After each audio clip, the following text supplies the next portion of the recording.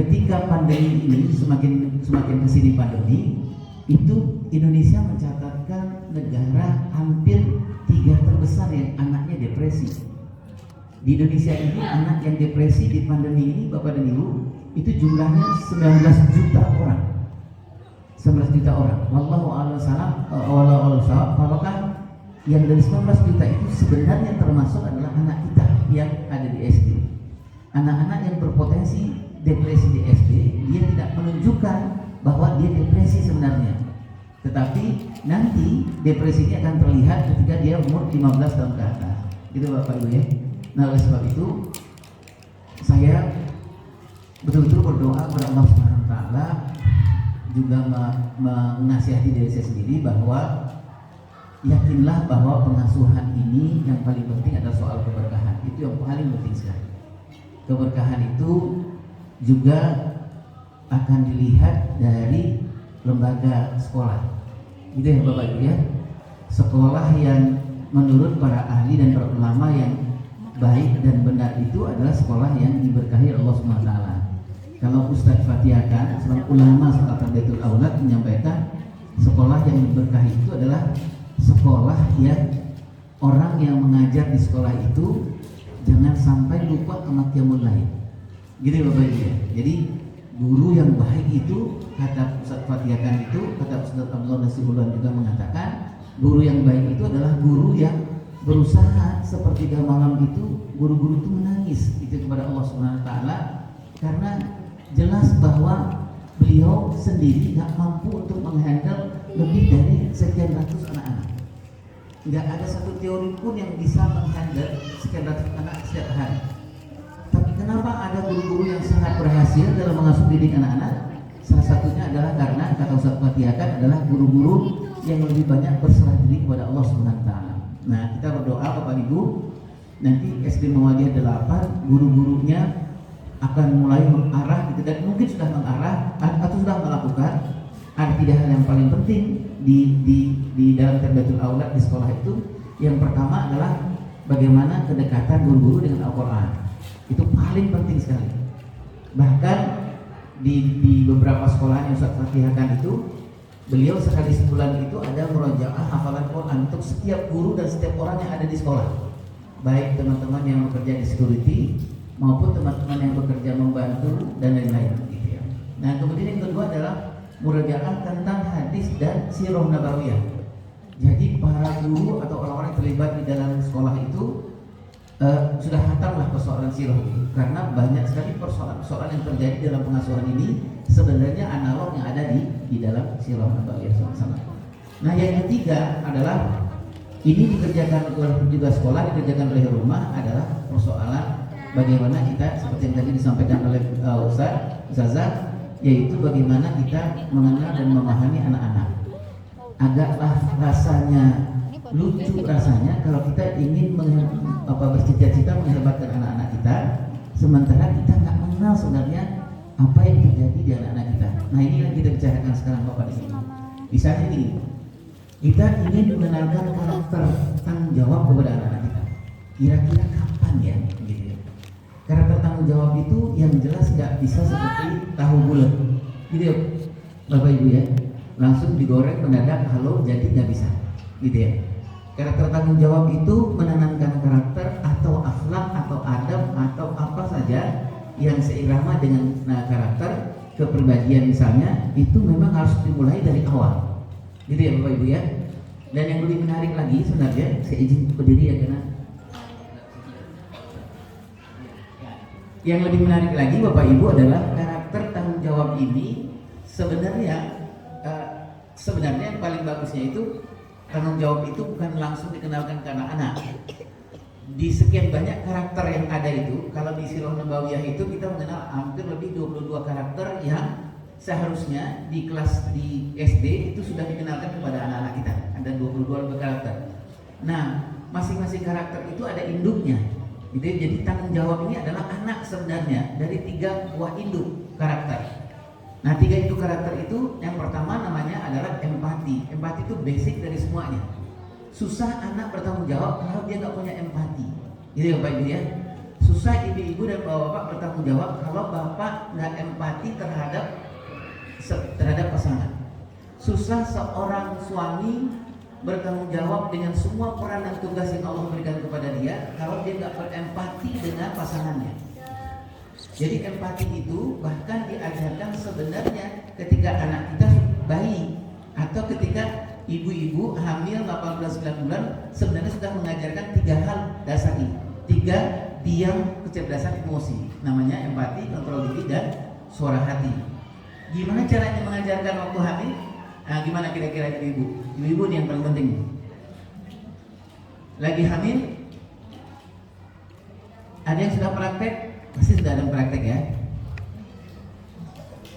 Atau nanti jawabnya lewat WA? Sudah aja ya. Jadi saya yakin ibu-ibu sudah melakukannya. Jadi waktu hamil 8-9 bulan itu satu pekerjaan yang paling penting buat ibu-ibu adalah berdekat-dekatan dengan kisah-kisah yang ada dalam Al-Quran dan usahakanlah selama 2 bulan itu setidak-tidaknya separuh dari sirah nabawiyah itu sudah diceritakan kepada bayi kita, gitu ya Bu ya. Terutama mengenalkan yang tadi itu, Rasulullah itu empati seperti apa, Rasulullah itu kontrol dirinya seperti apa, cerita maksudnya, cerita dan sirah. Kemudian yang paling hebat lagi itu sebenarnya adalah di usia 0 sampai 1,5 tahun sampai 2 tahun.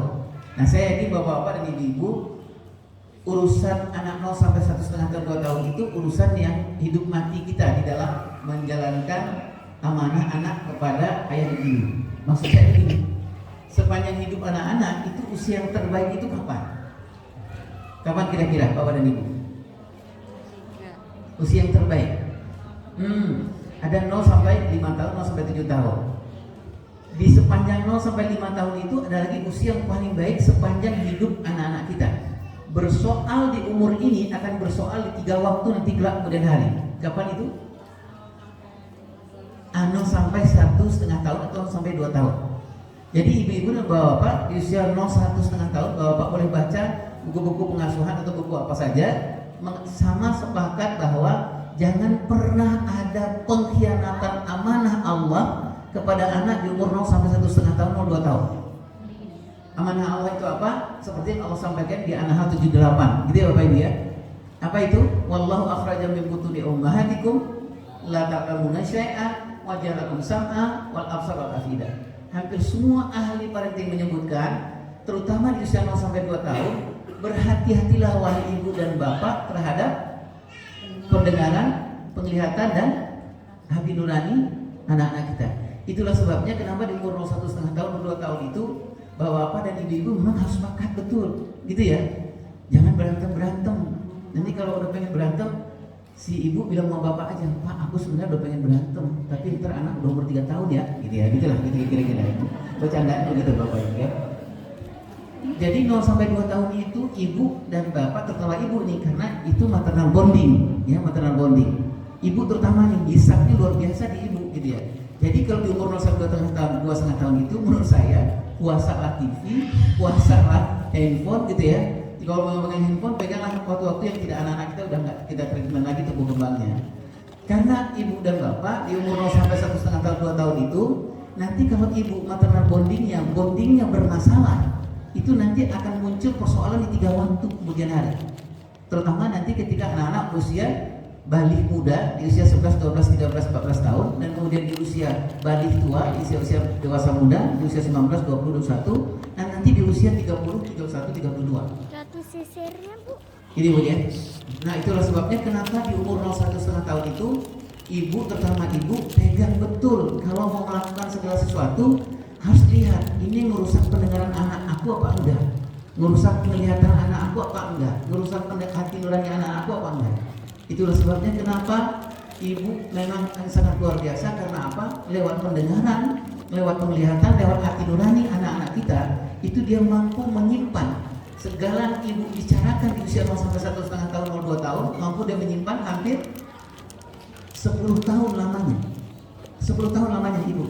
Jadi kalau ibu dan bapak memperbaiki bacaan Al-Qur'annya di usia 0 sampai 1,5 tahun, 0 2 tahun, ibu gendong anak sambil murojaah hafalan Al-Qur'annya, baca Al-Qur'annya, tidak dengan sentuhan, tidak dengan treatment nyanyi dan lain-lain itu, berarti anak bisa menghafal, sebenarnya dia sudah berpotensi menghafal sekian juz Al-Quran. Karena apa? Karena satu hari pendengaran anak kita di usia itu mampu menyimpan hampir 6.000 kata-kata itu per hari. Ibu bayangkan ya, 6.000 kata-kata per hari itu kalau ibu bacakan berapa juz Al-Quran, sebenarnya dia berpotensi untuk menjadi hafiz dan hafizah di umur 11, 12, 13 tahun. Gitu ya ibu ya. Nah, termasuklah kita menceritakan soal karakter ini. Jadi kenapa ada persoalan karakter anak-anak kita di usia 11-12 tahun? Kenapa nggak empati? Kenapa nggak bertanggung jawab? Persoalannya nggak bisa dilihat di umur ketika dia kelas 6. Gitu bisa dari. Persoalannya adalah lihatlah seperti apa yang bapak ibu lakukan, amanah yang ibu lakukan, bapak lakukan di usia 0 dia 0 sampai ketika dia kelas 5 SD. Jadi bapak ibu ya. Karena semuanya nggak bisa parsial, nggak bisa ngambil sini, nggak bisa ngambil sini. Gitu ya ibu-ibu ya bapak. Nah baik. Jadi sekarang judulnya adalah tanaman karakter tanggung jawab dengan cinta. Saya nggak memakai bahasanya, tapi saya memakai cintanya supaya lebih besar. Ya. Nah tadi saya menyebutkan karakter tanggung jawab ini sebenarnya sudah harus lebih dahulu ada basicnya. Basicnya itu ada 3 yang tadi saya sebutkan itu ya. Namanya adalah empati, kontrol diri dan suara hati. Itu yang baik. Kemudian apa itu karakter tanggung jawab? Saya nuliskannya begini, Bapak dan Ibu, seorang anak yang melakukan tugas dan kewajiban saat tidak ada seorang pun yang melihatnya. Jadi kalau ada anak kita, kalau sudah masuk karakter itu ke dalam dirinya, internalize ke dalam dirinya, kalau ada apa-apa nggak ada bapak dan ibu, nggak ada gurunya, dia sudah bisa melakukan tugasnya. Berat sekali ayah ibu, emang berat. Makanya memang di usia 0 sampai kelas 6 SD, kelas 1, kelas 7, 1 SMP masih dalam rangka penanaman sebenarnya. Jadi kita susah untuk menerima, untuk melihat hasilnya, itu Bapak Ibu ya. Jadi ini kita bekerja keras terus. Kalau mau melihat hasil sebenarnya di umur 15 tahun ke atas. Kalau boleh saya menyebut memanen itu di umur 15 tahun ke atas. Jadi kalau mau serius ngurus anak itu, kalau saya mengatakan Bapak dan Ibu, seriuslah di usia 0 sampai 15 tahun. Jadi kalau betul-betul mau fight betul ngurus anak itu 0 sampai 15 tahun. Karena itu usia terbaik yang Allah berikan. Allah memberikan kompetensi dan kompetensi tumbuh kembang ada di usia 0 sampai 15 tahun. Kalau PBB mengatakan 0 sampai 18 tahun. Tapi kalau kita baca dalam sirah itu 0 sampai 15 sampai 16 tahun. Jadi Ayah Irwan gimana dengan anak-anak yang usia 16 tahun ke atas? Nggak adakah sebenarnya potensi untuk berkembang? Sangat ada, tapi tidak sebanyak di umur 0-15 tahun. Itulah sebabnya Bapak dan Ibu, kalau kita lihat di sirah atau di cerita-cerita ulama-ulama itu, kalau semakin ke bawah umur anak-anak kita, harusnya semakin serius kita. Itu Bapak Ibu ya. Semakin ke bawah semakin serius. Artinya kalau Muhammadiyah punya PAUD TK, misalnya Usman Alfa ya, nah, gitu ya, PAUD dan TK, SD SMP, harusnya SDM yang terbaik itu ada di PAUD TK dan SD. Itu kalau kita ngikutin paradigma sebenarnya. Karena apa? Karena amanah terbaik Allah itu ada justru di situ. Jadi kalau kita melihat di Muhammadiyah, di mana guru yang paling baik, yang paling bagus itu harusnya dilihatnya ada di PAUD TK dan SD. Guru-guru PAUD TK dan SD nggak boleh lagi bermasalah persoalan Al-Quran, nggak boleh lagi persoalan basic-basic agama, nggak boleh lagi. Harus mendapatkan perhatian yang sangat luar biasa. Karena apa? Persoalannya bukan kita takut dengan PP Muhammadiyahnya, tapi kita takut dengan amanah Allahnya. Itu yang kita takutkan. Itu Bapak Ibu ya. Termasuk ayah dan bunda. Saya yakin ayah bunda di rumah sangat serius mengurus anak di usia 0 sampai 15 tahun. Setuju Bapak Ibu? Jadi jangan banyak tinggalkan anak di umur 15 tahun. Jangan main-main di anak 0 sampai 15 tahun. Karena 15 tahun ke atas itu kita udah say goodbye, anak kita udah say goodbye sama kita. Gitu Bapak Ibu ya. Kalau 15 tahun ke bawah, ibu misalnya, ibu baru mau ganti jilbab aja, itu anak udah pada datang, mah ikut dong mah. Kalau 15 tahun ke bawah, Mama mau kemana? Aku ikut dong Ma. Tapi kalau 15 tahun ke atas, ibu udah ganti jilbab mau 6 kali 7 kali, malah anaknya deg-degan, gitu ya. Diajak undangan, dia sudah punya program langsung, gitu Bapak Ibu ya. Nah, jadi 0 sampai 15 tahun. Itulah sebabnya kenapa paradigma pengasuhan yang paling oke itu menurut anak saya adalah berhati-hatilah kalau di pihak sekolah, berhati-hatilah berikanlah SDM yang terbaik di umur PAUD, TK dan SD. Kalau kita di rumah seriuslah ngurus anak 0 sampai 14 sampai 15 tahun. Baik. Nah, karakter tanggung jawab ini Bapak dan Ibu ini didapatkan karena pengasuhan yang patut. Nah, pengasuhan yang patut itu seperti apa? Sederhananya dua. Satu, pengasuhan yang patut itu yang satu adalah mau tidak mau ibu bapak, ayah dan ibu, ayah dan bunda dan guru-guru di sekolahan dua tempat ini mau tidak mau memang harus tahu tentang tahap perkembangan anak. Kalau enggak susah. Nah, tahap perkembangan anak itu maksud saya gini. Apa yang terjadi di anak bapak umur 4 tahun, anak ibu 4 tahun, si ibu tanya, ya ini anakmu umur 4 tahun, apa yang harus kita lakukan? Nah, sepasang suami istri tahu nih. Dari mana tahunya? Salah satu yang paling gampang itu adalah di rumah ada buku tahap perkembangan. Kalau nggak ada buku tahap perkembangan gimana, Bapak Ibu? Susah ya? Susah ya Bapak Ibu ya? Saya kemarin tuh ini apa Ustazah? Kemarin tuh saya pesen tongsis, nah tongsis ya, ke online. Harganya 35.000. 35.000. Bukan saya mengatakan harganya cuma 35.000, tapi 35.000 kemudian dipotong harganya saya bayar cuma 20.000. Datanglah tongsis itu ke rumah, saya buka, dibungkus sangat rapi, kemudian saya buka, saya keluarkan tongsis. Saya pikir yang ada cuma tongsisnya, tapi ketika saya buka kotaknya, ternyata di dalam kotak tongsis itu ada 15 lembar buku saku tentang tongsis. 15 lembar ya, Ibu ya. Saya waktu itu antara malu, antara haru, antara apa gitu. Tongsis saja itu ada manual booknya. Bayangkan, saya baca halaman pertama. Halaman pertama tuh ucapan salam gitu loh Bapak Ibu ya. Terima kasih sudah membeli tongsis kami ini apa gitu loh. Kemudian halaman kedua, itu cara untuk buka itunya, buka apa ya, bautnya atau apa. Dan itu ada 15 lembar. Bayangkan Bapak Ibu, tongsis saja itu ada manual booknya. Anak yang nanti Allah akan minta pertanggungjawaban kita, yang kata Ustaz Abdullah Nasirullah, masing-masing kita, saya kaum laki-laki dan ibu itu nggak bisa lari 1 inci pun, tapi kita nggak punya manual booknya. Gitu loh, saya maksudnya. Saya ketika ditanya, itu ya anak umur segini, apa yang harus dilakukan terhadap emosi anak? Nggak ngerti saya. Kenapa saya nggak ngerti? Oh nggak ada bukunya. Saya nggak punya panduannya. Nah, kata para ulama yang paling kita takutkan itu adalah nanti kelak kemudian hari di yaumul hisab itu kita dibariskan Allah di orang tua yang bangkrut gitu Bapak Ibu, yang merasa sudah habis-habisan setiap hari, ternyata bukan itu yang dibutuhkan oleh anak-anak kita. Nah, itu salah satu pengasuhan patut. Satunya syaratnya adalah ada ilmu tentang tahap perkembangan. Itu diusulkan untuk di rumah dan diusulkan juga untuk di sekolahan. Pastilah teman-teman di Muhammadiyah 8 opening anak kelas 1 di kelas pasti berbeda dengan opening anak kelas 6 gitu misalnya itu Bapak Ibu ya. Nggak mungkin misalnya ke anak kelas 5, 6 kita tanya apa kabar, alhamdulillah, Allahu Akbar, baik gitu. Oh anak kelas 5 pasti bilang bete banget gue gitu ya.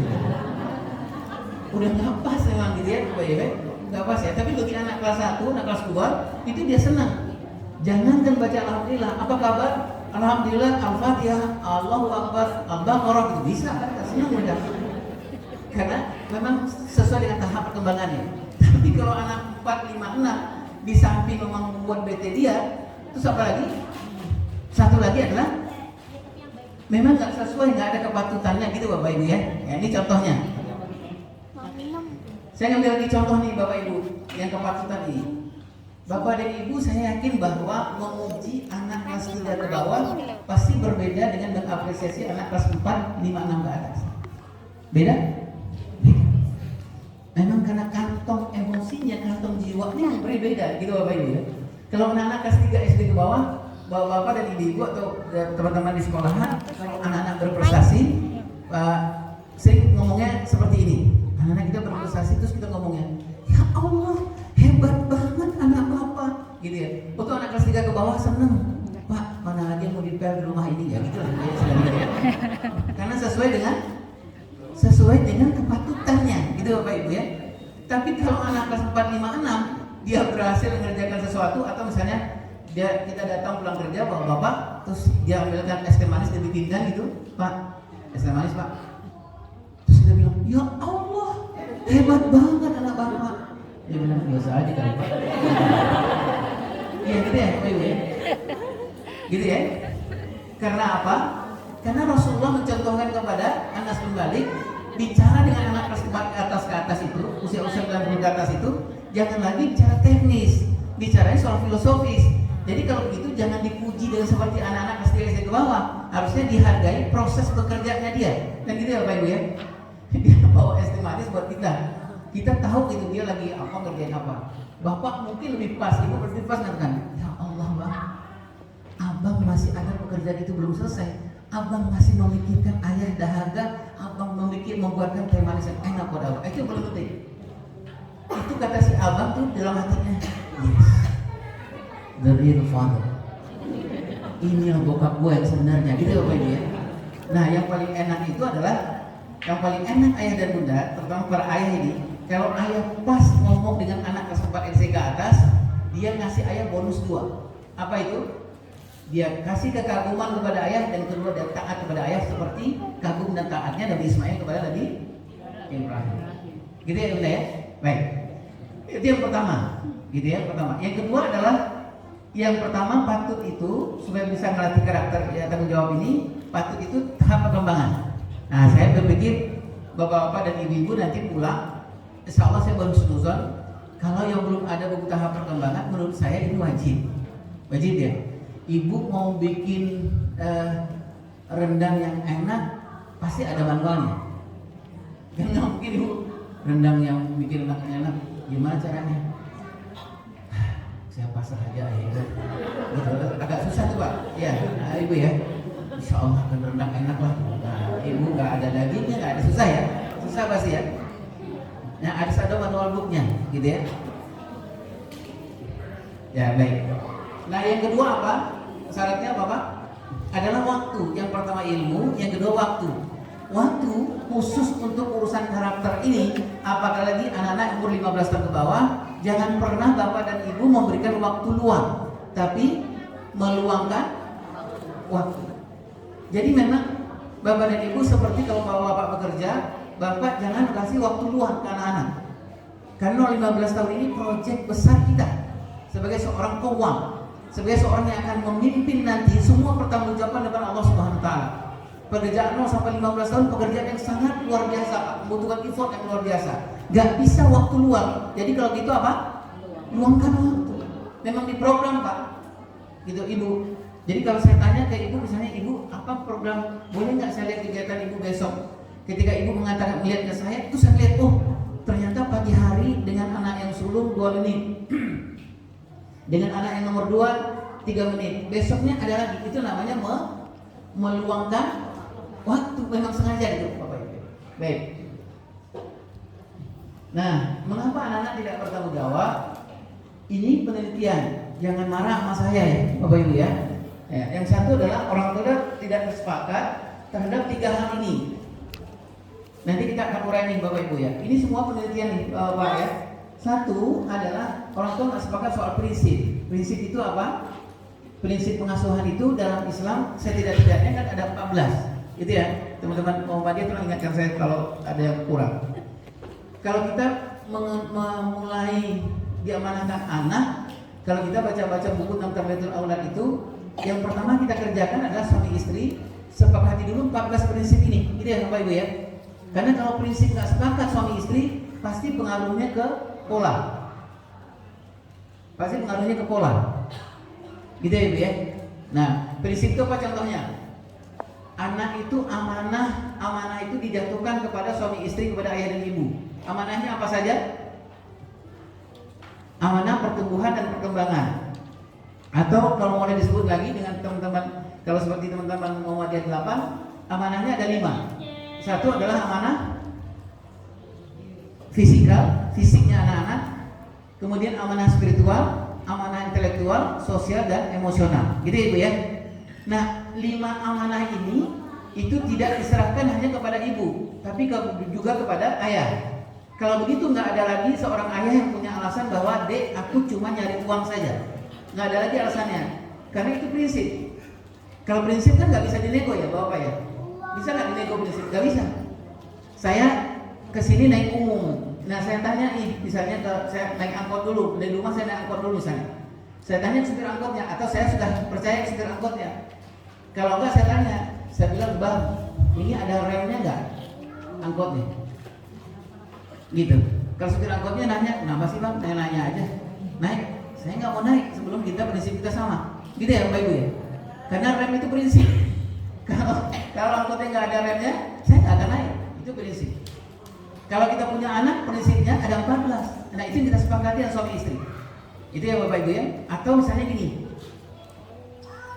anak itu mana yang lebih dahulu? Mau disolehkan dulu atau dipintarkan dulu? Solehkan. Sepakat kita ya Bapak Ibu ya. Suami istri harus sepakat. Kalau nggak sepakat, pengaruhnya ke pola. Pola itu kegiatan sehari-hari. Saya ambil contoh gini Bapak. Kalau seorang bapak misalnya dia bilang, enggak deh, aku tuh pintarkan dulu baru solehkan. Sementara istrinya bilang, solehkan dulu bang, baru pintarkan. Beda nggak cara anak bapak dan ibu itu untuk membangunkan anak di pagi hari? Beda nggak? Pasti beda. Pasti beda. Itu pola. Jadi kalau begitu bapak dan ibu, sudah berapa lama kita membuat anak-anak kita, cara membangunkan bapak dan ibu sudah berapa lama dilihat, dipertontonkan kepada anak-anak, nggak pernah sama, nggak pernah sepakat. Saya nggak akan tanya ke bapak ibu, saya jawab saya sendiri. Bertahun-tahun bapak, bertahun-tahun saya mengkhianati semua potensi anak-anak saya. Karena apa? Karena pagi hari saya dulu dengan almarhumah istri saya, itu kita nggak pernah sepakat cara membangunkan anak-anak. Saya dengan gaya saya, gitu ya, karena berbeda sekali. Saya dari Sumatera, istri dari Solo. Itu mazhabnya beda Pak, gitu ya. Khilafiyahnya luar biasa gitu ya. Orang Sumatera membangunkan dengan cara-cara ya seperti itu, bukan generalisir ya. Yang saya dapat dulu di kampung ya seperti itu. Tapi kalau hari ini, gitu ya, anak-anak selalu mengatakan, kalau saya dekat dengan anak-anak pagi hari, anak-anak udah bilang, mazhab Sumatera ya, mazhab Sumatera ya. Besok ibunya datang. Anak-anak bilang, Soloiyah adem, gitu. Kebayang nggak Bapak Ibu ya? Kebayang?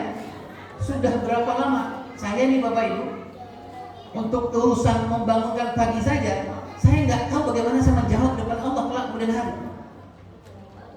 Saya nggak tahu sampai anak waktu itu sudah umur sekitar umur kelas 6 SD, sampai pernah nanya sama saya, ya, emang susah banget ya ngomong sama ibu sama bunda. Bisa nggak disepakati? Biar kalau aku sih udah jadi korban, bisa nggak adik-adik gitu ya? Jangan lagi dibangunkan, sepakati. Cari ke ilmunya membangunkan secara Islam itu seperti apa? Baik Bapak. Itu baru satu persoalan membangunkan. Padahal kata Rasulullah SAW, hati-hatilah dengan dua waktu dalam hidup anakmu, gitu ya. Ketika dia membangunkan dan ketika kita mau nidurkan anak kita. Kalau dia membangunkan itu, kita nggak ada menyebut nama Allah, nama Rasulullah SAW. Itu kebayang begitu kemerungsungnya anak menjalani waktu satu hari ini. Gitu Bapak Ibu. Nah kalau ibu-ibu, saya yakin ibu dan bapak sudah sepakat lah insya Allah ya, cara membangunkan anak pagi hari. Seperti ibu-ibu, pasti ibu-ibu nggak lagi membangunkan anak jarak jauh. Jangan bangunkan anak jarak jauh, gitu ya. Jarak jauh itu maksudnya cukuplah itu Pro XL atau simpati jarak jauh nggak apa-apa. Kalau kita jangan, karena itu pertama ngerusak, pertama itu adalah struktur otak, itu pertama, itu udah ya. Yang kedua itu adalah merusak bagaimana kesehatan emosi anak-anak kita, Bapak Ibu ya. Karena pagi hari itu Rasulullah mencontohkan, Rasulullah tanyakan kepada sahabat-sahabat itu adalah cek feeling lebih dahulu gitu ya kepada sahabat ya. Habis sholat subuh Rasulullah membalikkan badan beliau kan bertanya, bagaimana kamu mimpi apa semalam, kamu bahagia atau tidak. Jadi ibu-ibu jangan lagi membangunkan anak dari dapur. Gitu ya. Ibu-ibu membangunkan anak dari halaman. Iya. Lebih keras lagi ya. Jadi kita sepakati baru membangunkan saja. Nah itu menurut nama saya dua hal ini. Nah kemudian Orang tua nggak sepakat itu dalam rangka apa? Roadmap pengasuhan itu adalah bagaimana mendidik anak laki-laki dan anak perempuan pasti berbeda. Yakin setuju Pak, Ibu? Inna Mustafa Adam wa Nuhan wala Ibrahim wala Imran. Mendidik anak laki-laki itu ada caranya. Salah satu contohnya kepada Nabi Ibrahim. Kalau di sekolahan kita, cara mendidik anak laki-laki memang dicontohnya adalah kepada Nabi Ibrahim. Jadi pola-pola terutama anak kelas 4, 5, 6 pasti berbeda treatmentnya dengan anak perempuan. Gitu ya Bunda ya? Karena itu memang amanahnya, amanah syariah memang seperti itu. Gitu ya Bunda ya? Di rumah kita juga memperlakukan anak perempuan dan laki-laki pasti berbeda. Karena itu amanah dari Allah Subhanahu wa taala. Nah, kadang-kadang ini yang kita nggak sepakat, sehingga untuk mengenakan karakter apa saja, terutama karakter tanggung jawab, itu nggak masuk ke diri anak-anak kita. Kenapa? Karena kita terutama nggak sepakat soal 3 ini. Ya, oke. Kemudian mengapa anak tidak bertanggung jawab? Stres akademi ini terjadi di Indonesia, terjadi. Nah, ini stres akademi ini urusan sekolah dengan anak-anak. Jadi ketika online selama 2 tahun lebih, sebahagian guru-guru langsung online, tapi tidak terlalu memahami sebenarnya bagaimana memperlakukan anak-anak sesuai dengan umurnya. Gitu ya Bapak Ibu ya. Tadi yang saya sebutkan itu, opening online dengan anak kelas 1 pasti berbeda dengan opening anak online dengan anak kelas 5, kelas 6. Gitu ya Bapak Ibu ya. Gitu. Nah, apa yang terjadi? Terjadilah stres akademi dari anak kita. Nah, kedua, stres pengasuhan. Stres pengasuhan ini terjadi antara orang tua dengan anak-anak, ya, terutama di zaman pandemi. Kemudian gap antara ilmu tentang karakter dengan perilaku karakter. Kita banyak bicara dengan anak-anak kita bahwa Mas yang bertanggung jawab dong, Kak yang bertanggung jawab dong, gitu ya. Tetapi prakteknya tidak, gitu ya. Yang dilihat oleh anak-anak tidak. Bapaknya ngomong tanggung jawab, tapi sehari-hari dia ngelihat bapaknya nggak melakukan itu. Bapaknya atau di masjid dia melihat orang membicarakan, para ulama membicarakan, para ahli agama membicarakan bahwa kita harus bertanggung jawab. Tapi dia lihat sendal di luar masjid, amburadunya luar biasa, gitu ya.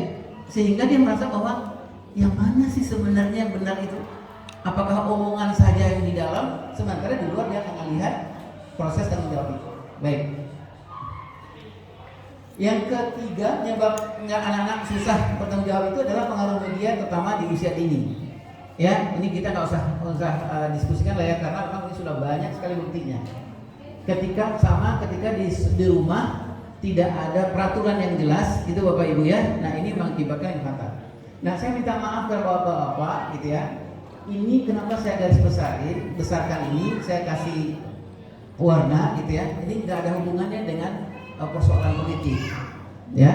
Ya, ini hanya untuk menegaskan saja bahwa soal karakter, soal kepribadian, soal akhlak dan lain-lain itu memang yang lebih banyak itu bapak yang pegang. Terutama nanti di umur 7 sampai 14 sampai 15 tahun. Yang paling efektif itu ayah. Penanaman karakter, pembiasaan karakter itu memang ada di umur mumais dan umur balik, umur 7, 8 sampai umur 14 sampai 15 tahun. Ayahnya yang lebih banyak mensimulasikan ini kepada anak-anak, gitu ya. Nah, itulah sebabnya kenapa nanti umur 8, 15 tahun itu kita menyebutnya umur ayah, gitu ya Bunda ya. Oke. Nah, ayah tidak terlibat di dalam karakter ini, dalam penanaman karakter, sehingga anak-anak tidak muncul karakternya. Apa contohnya? Ayah memang nggak terlibat, misalnya untuk melatihkan tentang tanggung jawab itu seperti apa, untuk melatihkan sehari-hari gini loh bang, tanggung jawab itu begini, mungkin ayah nggak banyak terlibat. Baik.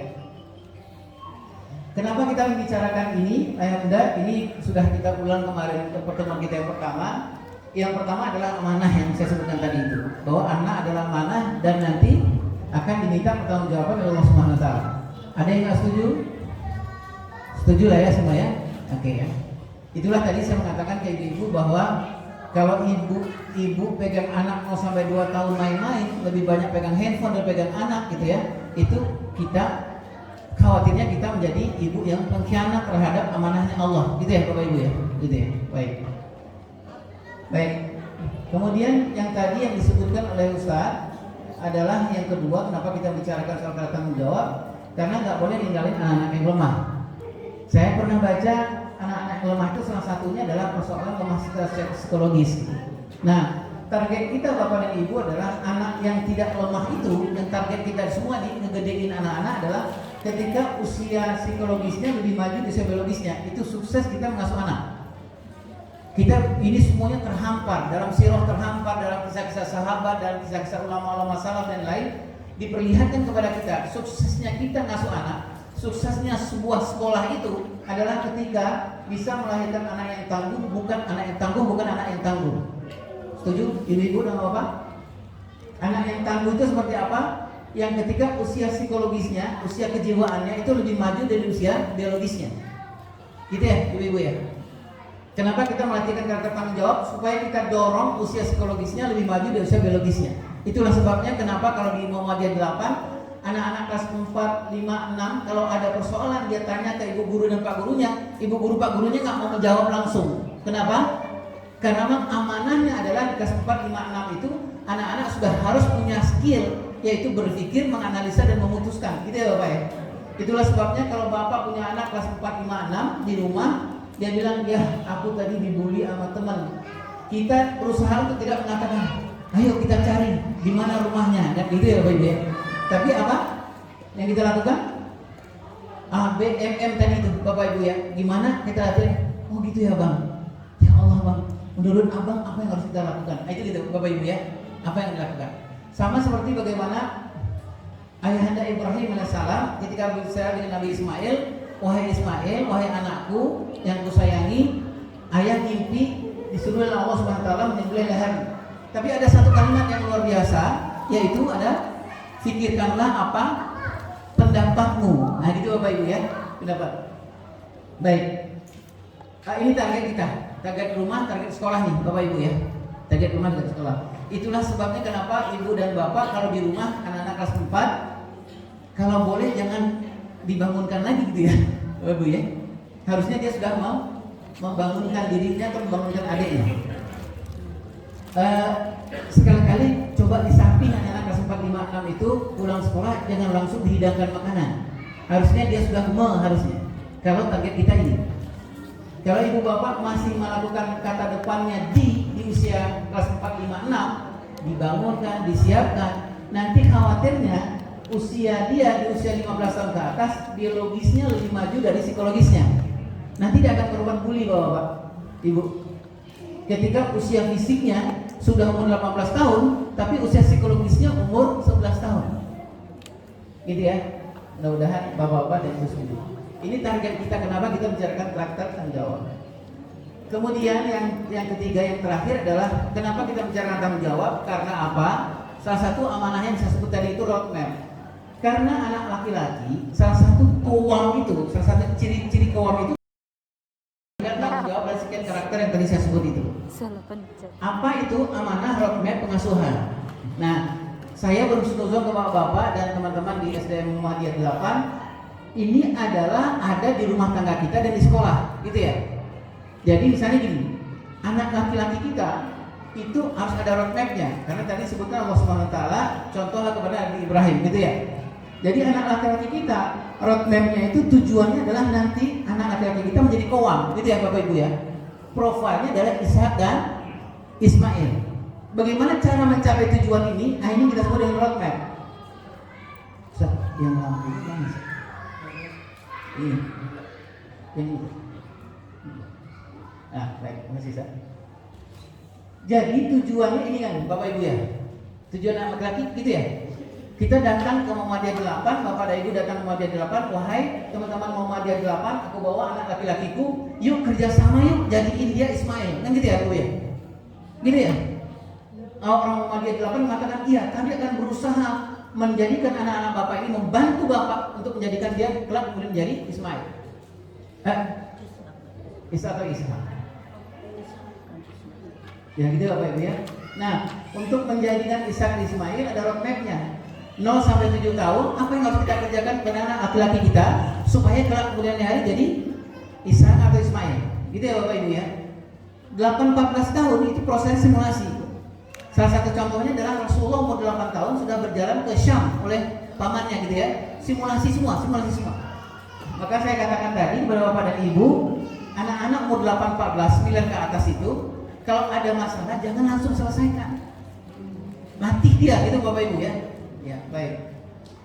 Nah, kalau anak perempuan, Bapak Ibu ya, anak perempuan, apa tugas kita pada anak perempuan di dalam buku-buku Tarbiyatul Nisa itu? Ini tujuan kita cuma ini, Bapak Ibu. Kelak kemudian hari anak perempuan kita akan menjadi seorang psikolog terkenal, menjadi seorang ekonom terkenal, menjadi seorang pengusaha terkenal, nggak ada masalah. Tapi harus kita pastikan nanti kita menjawab di depan mahkamah Allah Subhanahu Wa Taala bahwa nanti anak kita menjadi seorang ekonom terkenal, tapi di dalam dirinya anak perempuan kita itu ada kepribadian 4 orang wanita hebat yang disampaikan Rasulullah SAW. Jadi yang Bapak Ibu ya, sejak dari kecil kita sudah melatih kepribadian keterampilan Bunda Maryam menjadi basic menjadi seorang ibu, gitu ya, itu ya ibu ya, jadi seorang ibu. Itulah sebabnya kenapa di rumah ibu punya anak, bapak punya anak perempuan yang sudah usia 8-14 tahun sudah sangat harus disimulasikan untuk melatih keperempuanan dari anak perempuan kita ini. Mungkin dia udah mau latih kalau dia punya adik sudah latih beresin popok adiknya gitu ya, gendong adiknya dan lain-lain. Karena itu yang harus kita targetkan. Khadijah itu adalah basic menjadi seorang istri, gitu ya. Itulah sebabnya kenapa di sekolahan atau di rumah kita sudah melatih ini, di rumah kita sudah melatih anak perempuan kita untuk membereskan rumah ayahnya. Kalau kemudian hari dia akan gampang membereskan rumah suaminya, gitu ya Pak Ibu. Latih mensetrika, motorik halusnya diperkuat, latih untuk anak cuci dan lain-lain, itu Bapak Ibu ya. Itu kalau kita membiarkan anak perempuan kita dan anak laki-laki kita tidak ada proses membangun konstruksi kelaki-lakian dengan perempuanannya, ibu dan bapak mungkin tenang sekarang, tetapi nanti umur 15 tahun dia akan melakukan semacam debt collector pengasuhan kepada kita, debt collecting. Dia akan nagih sama kita. Ketika anak ibu nanti, bapak nanti umur ketika dia menikah, anak perempuan itu suaminya kecewa. Kamu ya Allah masak air aja harus nanya ke orang tuamu, gitu kan? Harus dicicipi dulu masak apa enggak, ini manis apa enggak. Kata suaminya, kamu kemana aja waktu kecil itu. Anak kita yang perempuan, dia jawab, dia bilang sebentar ya bang, aku telepon dulu ibu bapak. Assalamualaikum ayah ibu. Aku sekarang baru nikah 1 bulan, suami sudah kecewa. Aku nggak bisa masak air. Saya mau tanya, kata si bapak dan ibunya, masak air itu gampang nak? Enggak, aku nggak mau nanya itu bapak ibu. Saya mau menanya, kemana bapak dan ibu ketika aku di usia 14 tahun? Gitu bapak ibu ya. Mudah-mudahan nggak itulah pertanyaannya. Nah kemudian Fatimah, Aisyah, ini ya tugas kita ya bapak ibu ya. Terutama yang paling penting adalah di umur 14 tahun ini. Kenapa 14 tahun itu adalah di roadmap pengasuhan itu untuk membangun kelaki-lakian anak laki-laki kita, dan ini di umur 14 tahun itu adalah membangun keperempuanan anak perempuan kita. Nah disinilah prakteknya karakter tanggung jawab itu disimulasikan, bapak ibu ya, disimulasikan. Kasih tanggung jawab ke anak kita, laki-laki dan perempuan. Gak berhasil gak apa-apa. Kemudian latih lagi, gak berhasil gak apa-apa. Latih lagi, gak berhasil gak apa-apa. Ya, baik. 3 hal penting tanamkan karakter tanggung jawab.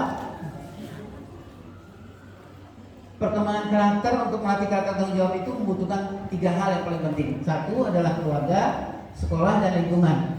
Nanti kalau ada bapak dan ibu kepikiran, boleh ditambah ini ya, boleh tambah yang keempat, kelima apa gitu. Tapi sementara waktu saya catatkan yang 3 ini lebih dahulu. Ya. Jadi untuk mengembangkan karakter itu berarti butuh keluarga, butuh rumah maksudnya, butuh sekolah, karena di Indonesia durasi anak kita lebih banyak di sekolah ternyata. Gitu Bapak Ibu ya, dibandingkan di rumah. Ya. Yang kedua adalah ketiga adalah lingkungan. Nah, apa yang harus kita lakukan di keluarga dalam menanamkan karakter itu? Yang pertama adalah hubungan dengan Allah. Karena anak itu milik Allah. Sehebat apapun Bapak Ibu menguasai ilmu karakter, kalau Allah nggak izinkan itu masuk ke dalam diri anak kita, nggak akan masuk. Oleh sebab itu, pastikanlah hubungan dengan Allah Subhanahu Wa Taala. Bapak dan Ibu berusaha untuk selalu kuat. Terutama kata para ahli adalah hubungan sang ayah dengan Allah Subhanahu Wa Taala. Ustaz Ibnu Qayyim ulama Ibnu Qayyim Al-Jauziyah Allah Mubarak menyampaikan khusus untuk urusan ini.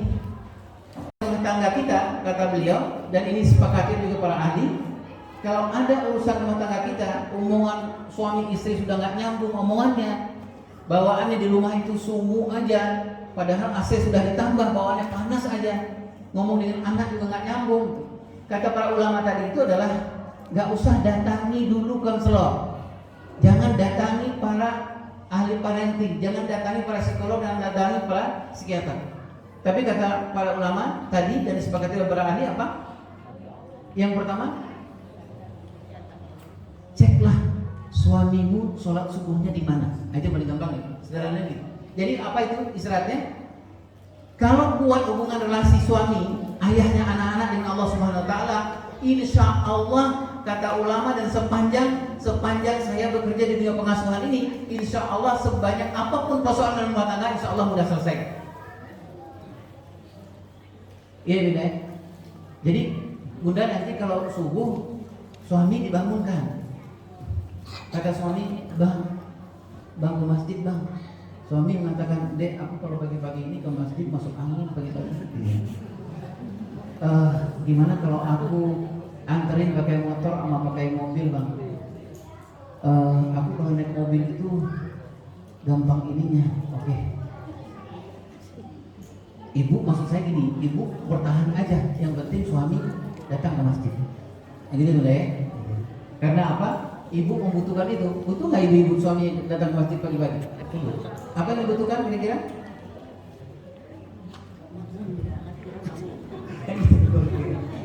Iya. Apa itu membutuhkan kira-kira apa? Ibu suaminya masjid subuh-subuh apa yang dibutuhkan? Kira-kira apa? Kenapa ibu fight untuk suami dan anak laki-laki pergi ke masjid? Apa yang ibu butuhkan?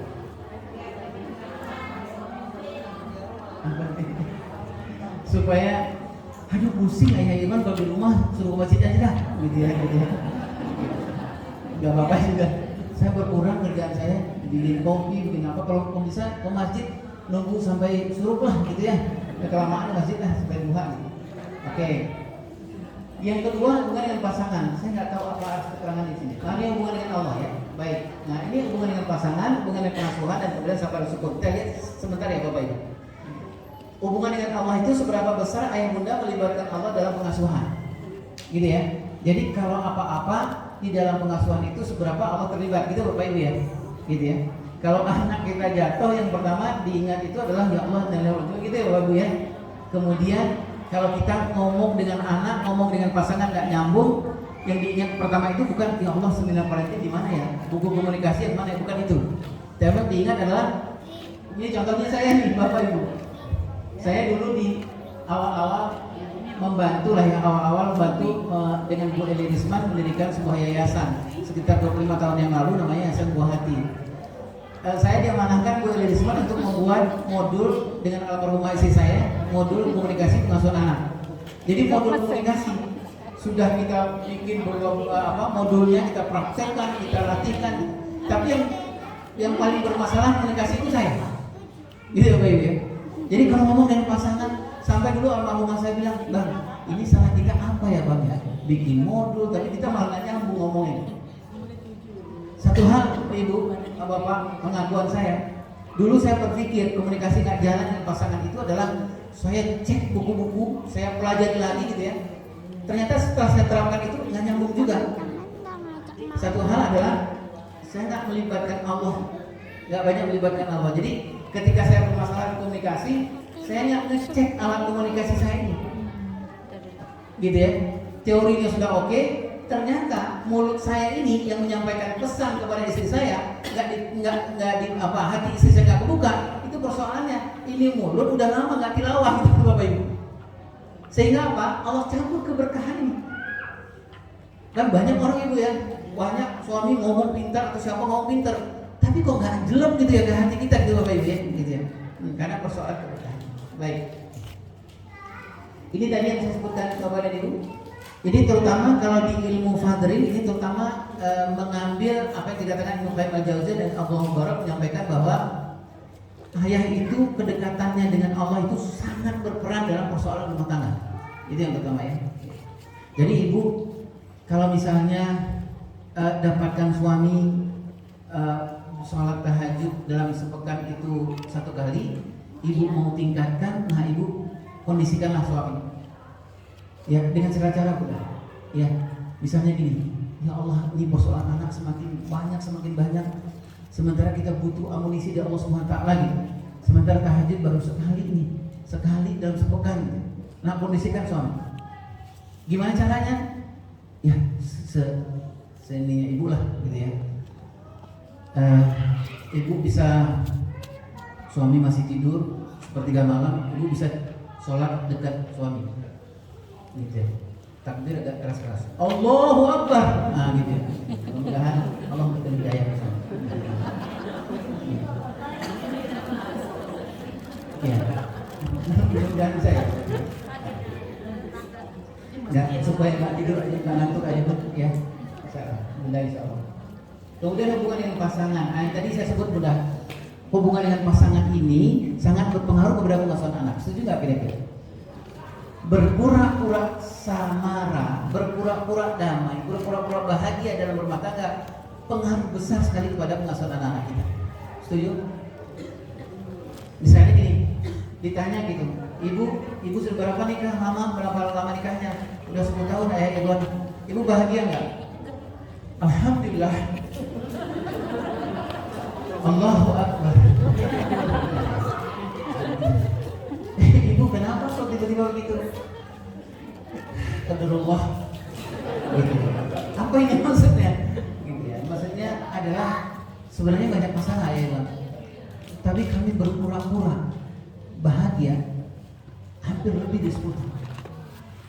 Nah, ini yang paling berat sebenarnya Bapak Ibu. Inilah inti dari parenting itu. Parenting itu kan bahas kita berdua ya. Gitu.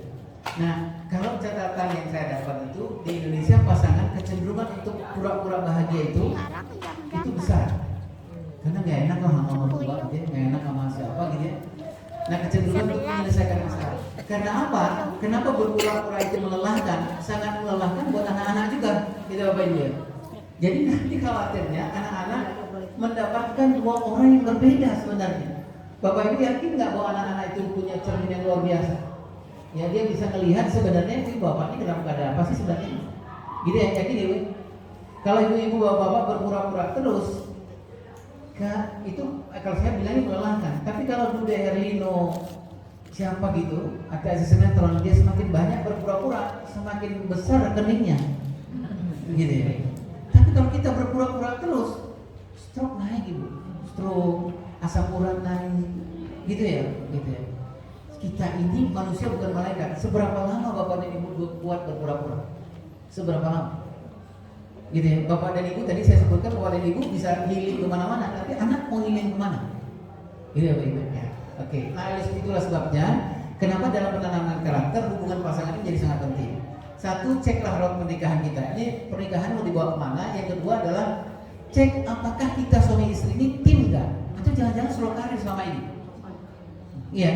Atau jangan-jangan kita nggak pernah berdiskusi dengan pasangan kita, Bang, ini anakmu diapain sekarang? Ini anakmu diapain sekarang?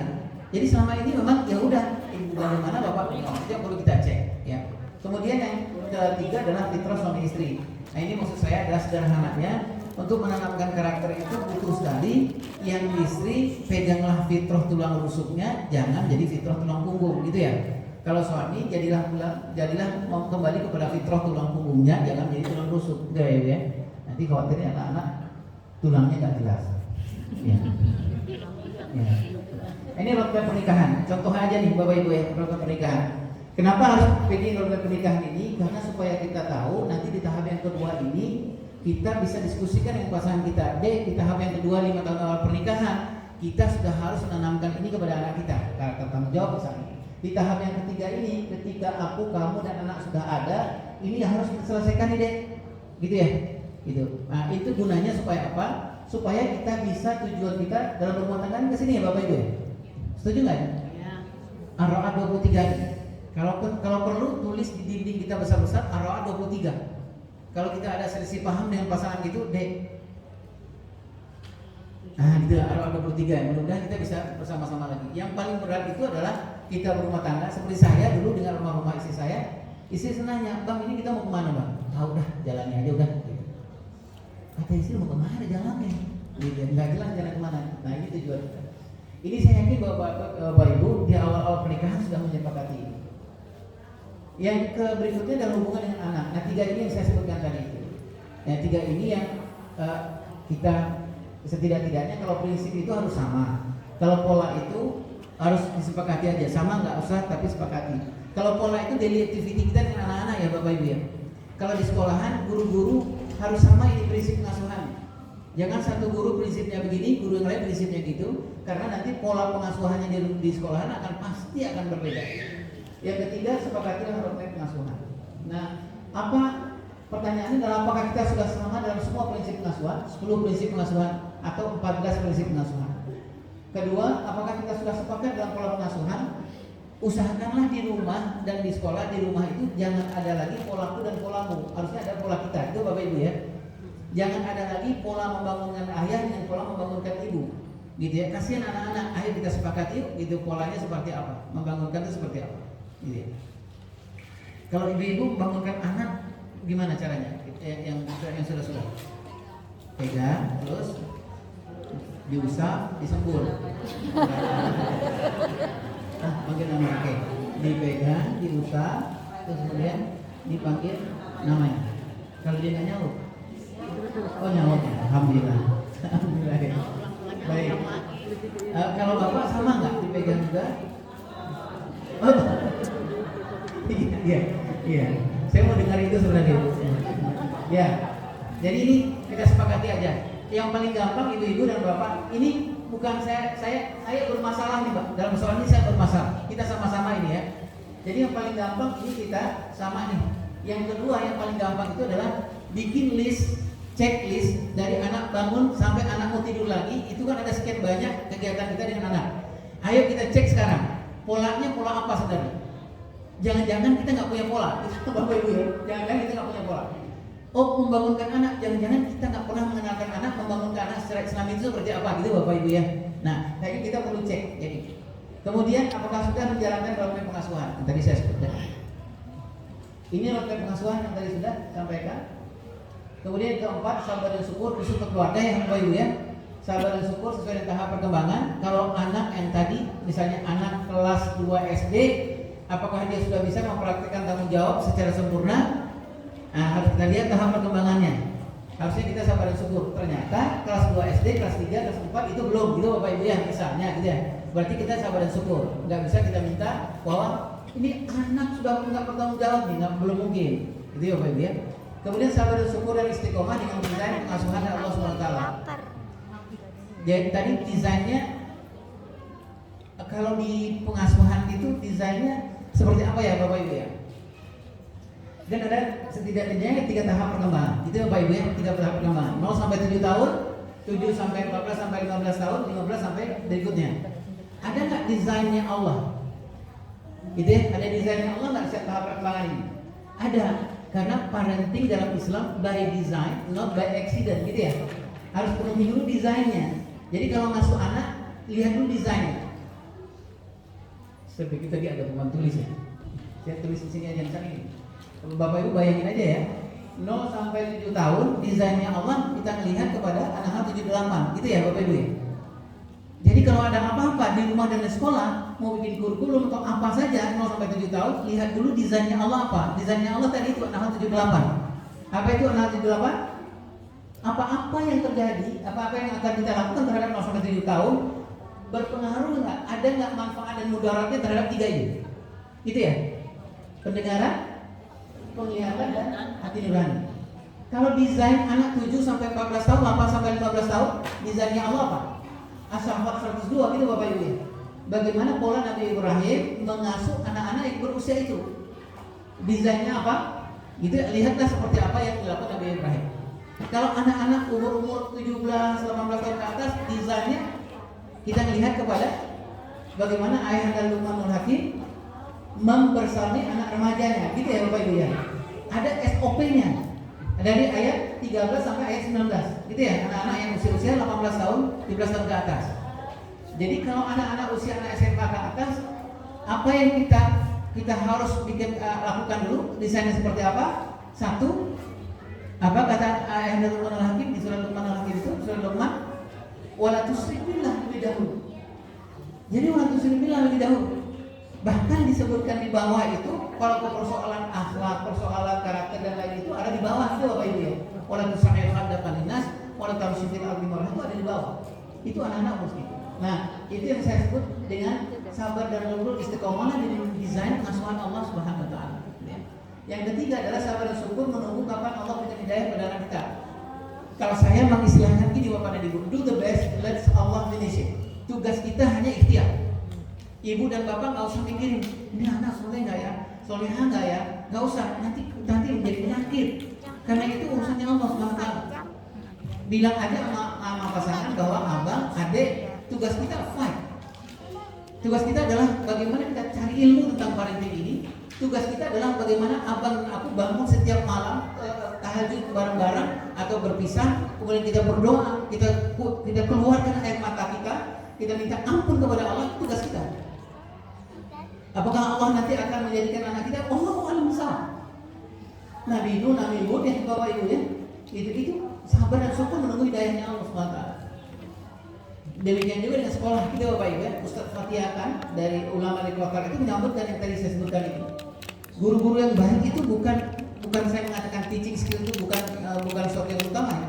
Teaching skill itu sesuatu yang utama, tapi yang paling lebih utama adalah bagaimana persoalan sabar dan syukur guru-guru terhadap apa yang disebutkan. Gitu Bapak Ibu ya. Baik. Kemudian adalah yang kedua, sekolah. Nah, sekolahnya seperti apa yang bisa membantu membangun karakter, pertama karakter tanggung jawab, dan sekolah yang fitrah. Sekolah yang fitrah itu adalah sekolah yang sesuai dengan, jadi kalau anak kelas 1 sesuai dengan anak kelas 1 gitu Bapak Ibu ya. Ya, bagaimana mentreatment anak kelas 1 sesuai dengan anak kelas 1. Otomatis guru-guru di sekolahan atau sekolahan itu memang harus mengerti tentang tahap perkembangan anak-anak di kelas 1 misalnya gitu Bapak Ibu. Kita pegang anak kelas 6, berarti kita harus tahu betul tahap perkembangan anak kelas 6 seperti apa. Gitu ya, sehingga kita bisa mentreatment anak kelas 6 dengan baik. Kemudian prinsip pola dan roadmap harus sama dengan keluarga. Ini nanti kita bicarakan antara kita dan sekolah yang mengasuh bukan yang membunuh. Maksud saya bukan yang mengasuh karakter, bukan yang membunuh karakter. Gitu ya. Terakhir adalah lingkungan. Jadi 3 hal yang membantu karakter tanggung jawab itu adalah rumah, sekolah, dan lingkungan. Baik, lingkungan ini salah satunya adalah kalau kita masjid ya Bapak Ibu ya. Itulah sebabnya kalau saya mengusulkan betul pengurus masjid juga mengerti soal parenting. Gitu ya Bapak Ibu ya. Supaya anak-anak itu bangga ke masjid gitu Bapak Ibu. Supaya anak-anak itu datang ke masjid, yang pertama dia datang ke masjid, tapi yang keluar dari pengurus masjid itu bukan judging gitu loh Bapak Ibu. Tapi karena pengurus masjidnya datang, anak datang ke masjid, kemudian ketika dia sudah selesai sholat, pengurus masjid datang gitu ya. Datang ke anak-anak, abang, makasih banyak ya udah datang ke masjid, sudah sholat dengan baik, sudah ini gitu. Itu kira-kira anak-anak mau datang nanti nggak besok ya? Mau gitu ya. Kenapa itu? Karena pengurus masjid itu mengerti soal apa yang harus dilakukan kepada anak-anak. Baik, nah cara tanamkan karakter yang cinta itu ada 3. Ya, yang pertama kasih tahu, namanya proses knowing. Yang kedua feeling, yang ketiga adalah acting. Knowing ini kalau mau menanamkan karakter kepada anak-anak kita soal tanggung jawab, kasih tahu dulu Bunda. Kasih tahu dulu. Gak bisa langsung dia beramal melakukan tanggung jawab itu susah. Jadi gak bisa dadakan. Jadi kasih tahu dulu. Gimana kasih taunya? Contoh ngasih tahu bertanggung jawab itu apa? Contohnya kira-kira apa? Anak kita harus bertanggung jawab. Anak-anak bingung tuh tanggung jawab itu seperti apa? Contohnya apa? Kita ngasih tahu bercerita pun paling gampang. Cerita paling gampang, cerita tentang Rasulullah yang bertanggung jawab, tentang sahabat-sahabat yang bertanggung jawab, tentang bapak yang bertanggung jawab, tentang kakek yang bertanggung jawab.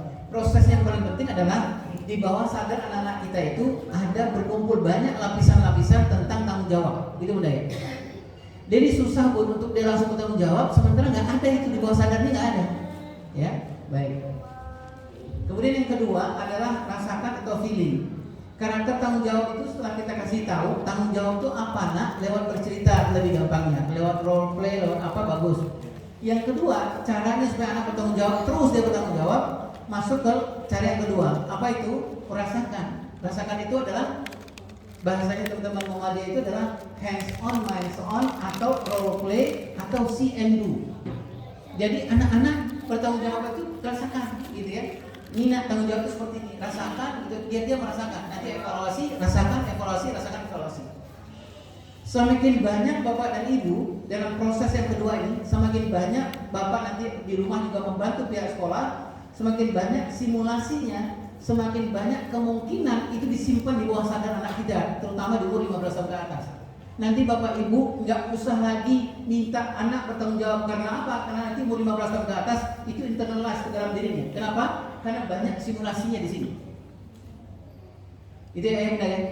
Jadi kapan aja ayah simulasikan, terutama umur 8 sampai umur 15 tahun. 8-15 tahun itu umur simulasi ayah. Itu umur ayah. 8-15 tahun. Ayah simulasikan aja tanggung jawab. Bisa simulasikan aja. Nanti menjelang umur 10 sampai 15 tahun, anak-anak tanggung jawab itu harus digandeng dengan konsekuensi.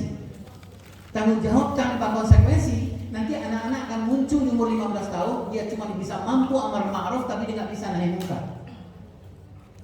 Jadi konsekuensi tanggung jawab di dalam simulasi ini, Bapak Ibu, simulasi ini nanti latih. Misalnya tanggung jawab abang apa? Ini tanggung jawab. Sudah sepakat? Apa kesepakatannya? Kalau abang nggak melakukan itu seperti apa gitu ya? Ada konsekuensinya, ada sepakati konsekuensinya. Kalau dia nggak bisa lakukan itu, berikan konsekuensi. Konsekuensi bukan hukuman ya, Bapak dan Ibu. Berikan konsekuensi supaya apa? Supaya dia tahu persis bahwa ketika di umur balik itu dia mengerti bahwa kalau dia nggak melakukan sesuatu, ada konsekuensi dalam hidupnya, gitu Bapak Ibu. Ya, oke. Silakan diminum kuenya apa? Iya. Yang dekat-dekat tiang nggak hati-hati nih. Ini gosangnya kayak enak banget nih kalau lewat udah. Ini tadi sudah ya Bunda ya, proses knowing tadi saya sampaikan. Ini beberapa karakter sebenarnya. Jadi tadi ada tanggung jawab dan lain-lain. Nah, kenapa harus bisa ngasih tahu kepada anak-anak kita supaya anak-anak kita itu nggak punya banyak kosakata tentang soal tanggung jawab, gitu. Misalnya apa? Dia diberikan tugas seperti itu, seperti misalnya ada nyapu atau apa, dia sepakati sama-sama. Kemudian dia mengerti gitu loh bahwa kalau dia nggak melakukan itu, dia bisa mengatakan maaf ya, aku melanggar kesepakatan kita, aku orang yang tidak bertanggung jawab, aku akan menyelesaikan tanggung jawab. Hal yang semacam itu, Bapak Ibu. Baik. Berapa lama lagi? Sudah habis. Kita sampai apa nih? Asar? Sampai kapan? Sampai kapan aja gitu ya? 10 menit lagi. Wow. Oke. Cara ngasih tahu itu tadi Mbak Ibu ya, bercerita bersama. Kemudian kekuatan Kekuatan itu maksud saya kekuatan Masya Allah maksudnya ya. Jadi kalau gini Pak, Bapak-bapak nih terutama nih lagi pergi ke masjid, pergi jalan-jalan, terus kemudian anak-anak pergi ke masjid ya contohnya, terus kita lihat sendal out-outan, terus kata anaknya, ya Allah, itu kenapa nggak bertanggung jawab ya? Gitu. Terus ayah bilang, bagusnya gimana bang? Udah deh, kita aja yang bertanggung jawab. Satu yang bapak lakukan adalah kekuatan kekuatan Masya Allah. Ayah bilang, ya Allah, Masya Allah nak, kamu sudah memikirkan bagaimana bertanggung jawab soal itu. Allah dan Rasulnya senang apa yang kamu lakukan itu penting tuh Pak. Rappingnya penting, karena dalam penanaman karakter itu rappinglah dengan Allah dan Rasulnya senang. Itu kata para ahli itu bertahan lebih dari 5 tahun dan beri anak-anak kita. Jadi ayah kalau apa-apa tuh kekuatan Masya Allah. Misalnya ada anak kita dia dikasih tanggung jawab untuk membereskan apa gitu ya. Nah ayah menggunakan kekuatan. Kemudian manfaatkan golden moment. Golden moment itu waktu yang waktu emas lah gitu Bapak Ibu ya. Golden moment ini mungkin panjang ya. Golden moment ini caranya dua, merebut atau merekayasa. Gimana itu merebut merekayasa? Kalau ayah dan ibu misalnya, atau ibu, kalau misalnya anak kita bilang, Bun, aku kan dikasih tanggung jawab kemarin ya, aku lupa melakukannya, tapi boleh nggak aku kerjakan tanggung jawab dulu? Nah itu rebut, namanya merebut. Kita bilang makasih ya bang, sudah bertanggung jawab gitu. Itu namanya merebut. Tapi kalau merekayasa gimana ayah di luar? Ayah mungkin lagi bawa anak jalan-jalan gitu. Kemudian ada sampah, anak kita diem aja. ayah rekayasa aja, karena jangan kasihan apa momen ini hilang. Ayah bilang aja, bang, ya Allah bang, ini tampaknya pisang bang. Menurut abang gimana ya? Kalau orang tua lewat jatuh nggak? Gitu. Nah kita kasih anak, ini kita berrekayasa nih. Kan kita nggak berbohong ya. Kita cuma memancing sebenarnya. Kata anaknya, ya udah ya, semuanya kalau nggak ada orang ya tanggung jawab kita aja. Itu namanya berrekayasa. Banyak berrekayasa loh, banyak Bapak Ibu, banyak betul. Setiap every moment kita dengan anak kita manfaatkan aja itu. Kalau nggak rebut rekayasa. Yes, okay. Kehebatan pertanyaan, ibu-ibu, bapak-bapak banyak tanya aja. Nah, ini tahap ngasih tahu. Tahap ngasih tahu itu ada di umur tertentu 0 sampai 2 tahun. Pusatnya ke ibu dan ayah aja yang diceritain ke anak. Kemudian 2 sampai 4 tahun itu apa yang dia kerjakan, pusatnya ke dirinya, gitu ya. Dia bisa mengerjakan apa, kita bilang itu namanya tanggung jawab deh, gitu ya. Ngerti nggak anak-anak 2 sampai 4 tahun?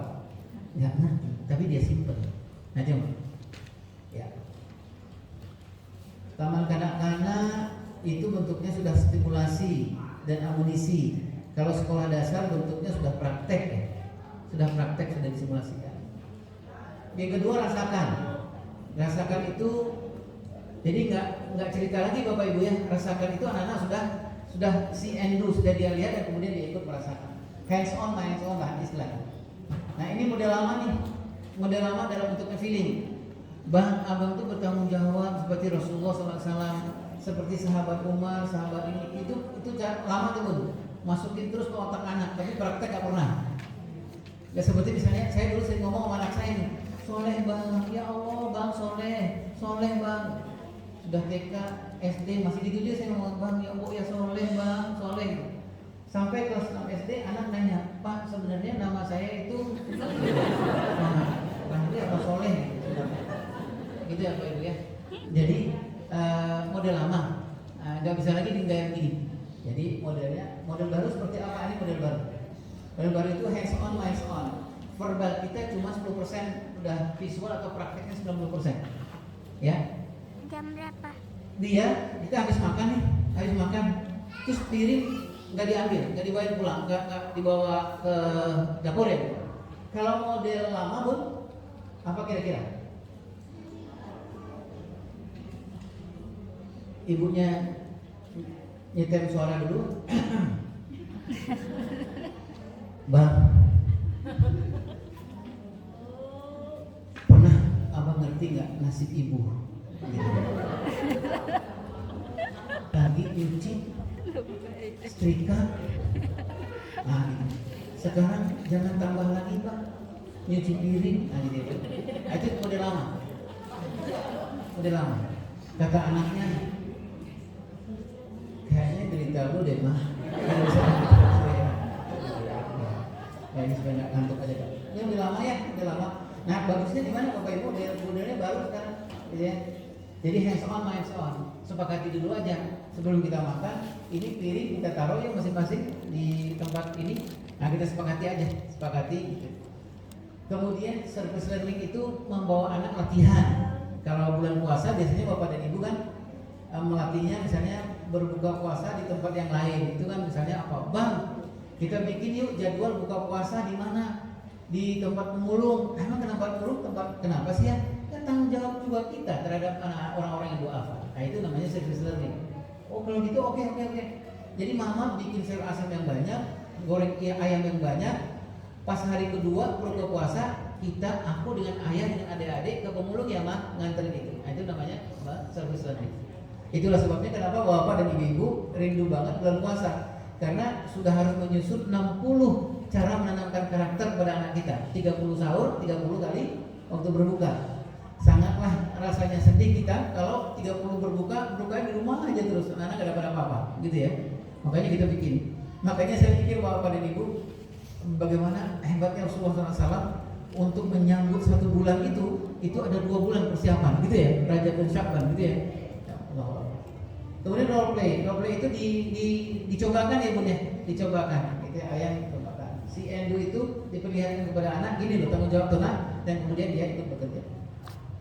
Yang terakhir adalah melakukan. Nah melakukan itu harusnya berulang-ulang. Nggak bisa ya, udah nggak bisa sekali 2 kali itu nggak bisa.